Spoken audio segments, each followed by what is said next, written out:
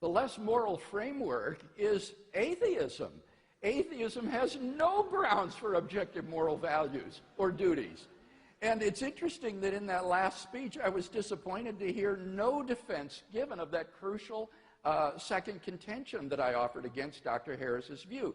Remember, we talked about the value problem. I gave what I consider a knockdown argument to show that the moral landscape is not identical to the continuum of human flourishing. We talked about objective moral duties, the is versus ought distinction, the ought implies can problem. None of these have been responded to. So if you want a really desperate moral system, try atheism. There's no foundation for objective moral values and duties there. Now, what about theism? Does it do any better? Well, in the last speech, we heard some attacks on my first contention that God provides a sound foundation for morality. Unfortunately, it seems to be that most of these were red herrings. A red herring is a smelly old fish that's dragged across the path of the bloodhounds to distract them from their true quarry, so they get distracted and go off following the dead fish. And I'm not going to be distracted by the red herrings that were offered in that last speech. For example, in response to my claim that if God exists, then objective moral values exist, we heard that I haven't truly offered an alternative to his view, because the goal on theism is to avoid hell. Honestly, it just simply shows how poorly Sam Harris understands Christianity. You don't believe in God to avoid going to hell. Belief in God isn't some kind of fire insurance. You believe in God because God, as the supreme good, is the appropriate object of adoration and love. He is goodness itself to be desired for its own sake. And so the fulfillment of human existence is to be found in relation to God. It is because of who God is and his moral worth that he is worthy of worship. It has nothing to do with avoiding hell or promoting your own well-being. He then responds, but there's no good reason to believe that such a being exists. Look at the problem of evil and the problem of the unevangelized. Both of these, as I explained in my opening speech, are irrelevant in tonight's debate because I'm not arguing that God exists. Maybe he's right. Maybe these are insuperable objections to Christianity or to theism. It wouldn't affect either of my contentions that if God exists, then we have a sound foundation for moral values and duties. If then we have no foundation for objective moral values and duties. So these are red herrings. Now, I have written on each of these problems, the problem of evil and the problem of the unevangelized, and you can find much of what I've said at our website, reasonablefaith.org. If you're interested, go ahead and look at that. Or, as Michael Ray suggested, talk to one of your philosophy professors. Michael has written extensively on the problem of evil, and I'm sure he'd love to have a conversation with you about those things. Notice, secondly, I would want to say, evil actually proves that God exists. Because if God does not exist, objective moral values and duties do not exist.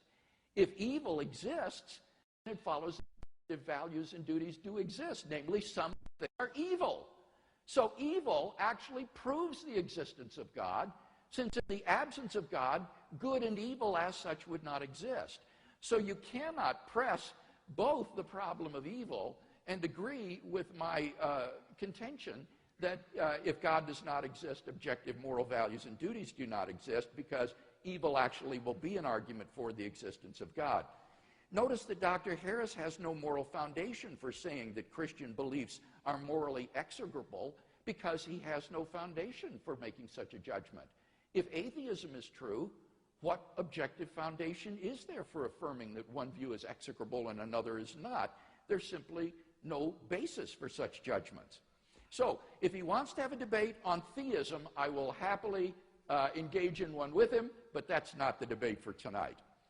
He also says it's psychopathic to believe these things. Now, that remark is just as stupid as it is insulting.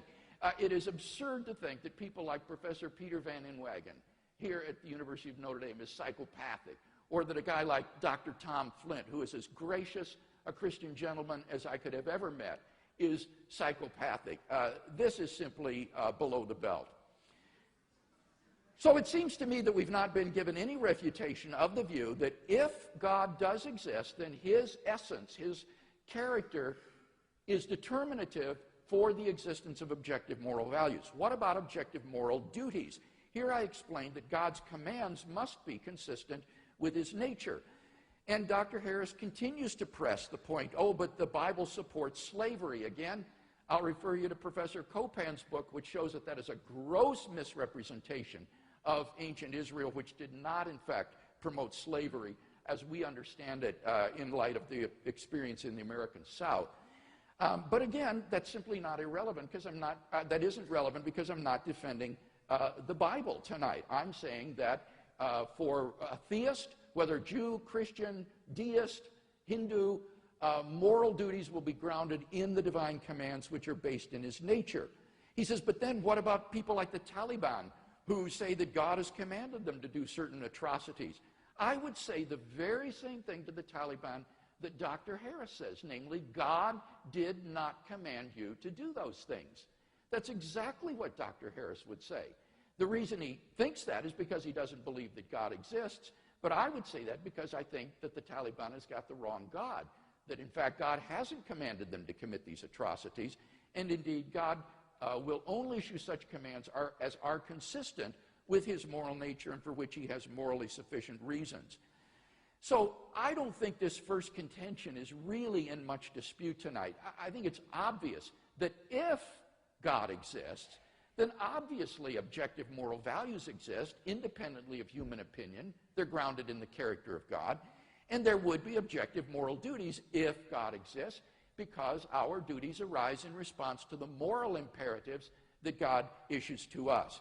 So the real debate is on that second contention. Can atheism provide a good foundation for objective moral values and duties? And I think we've seen powerful reasons to think that it cannot.